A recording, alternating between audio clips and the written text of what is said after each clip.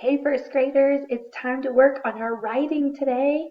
Our objective is I can write a complete sentence and use a rubric to edit. So we have some big words in there, and the one I'm really looking at is the word rubric. A rubric is just a checklist for you to check off each thing you need in a complete sentence. You saw them last week when I was using them, but this week you get to use them. So your show off, you're going to be showing me that you can use pictures and my rubric to check to write a complete sentence and check for capitals, punctuation, and spacing. We are doing this because we want to be good communicators. Communicate, communicate. I like to communicate. Listen, speak, and read and write another language too. Communicate, communicate ideas from me to you. The way that we're going to be communicating is through our writing today.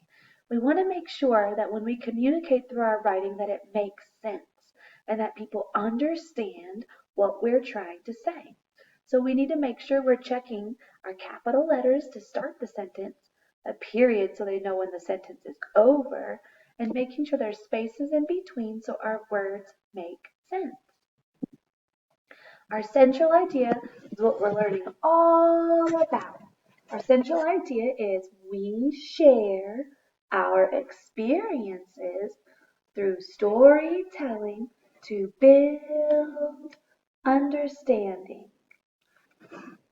We're going to make sure that we know how to form a complete sentence to be able to share our experiences and tell our stories through sentences that make sense in our writing.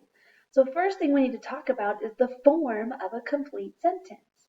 Form, what is it like? Just like we've talked about the form of fictional stories, fiction fake stories with story elements, we also have a form of a complete sentence. And our complete sentences need capital letters at the beginning, punctuation at the end, which is your period, space between every word so they don't jumble together and you sound like Knuckle Bunny, and go back and reread to make sure it makes sense. This is the rubric we were talking about, and this is the rubric you're going to get to use. So your job is to press the blue arrow on the slide to go to the next video.